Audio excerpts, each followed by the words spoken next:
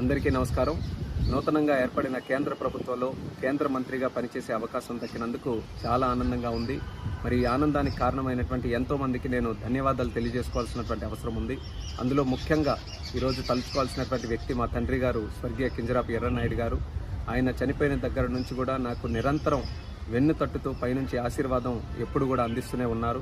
అలాగే ముఖ్యంగా మరి నాన్నగారు చనిపోయిన దగ్గర నుంచి హక్కును చేర్చుకొని నాకు నిరంతరం గైడెన్సు సపోర్టు అన్నీ ఇస్తున్నటువంటి మా అధినాయకుడు నారా చంద్రబాబు నాయుడు గారు, అలాగే నాకు సోదరుడు భావంతో చూస్తున్నటువంటి మా లోకేష్ అన్న గారు, అలాగే పవన్ కళ్యాణ్ గారు, అలాగే మన నరేంద్ర మోదీ గారు, మరి ముఖ్యంగా మా బాబాయ్ అచ్చెన్నాయుడు గారు, మా కుటుంబ సభ్యులు, మా అమ్మ, అలాగే మా సతీమణి వాళ్ళందరూ కూడా ఎన్నో త్యాగాలు చేసి ఈరోజు నేను 3 సార్లు గెలవడానికి కారణమయ్యారు.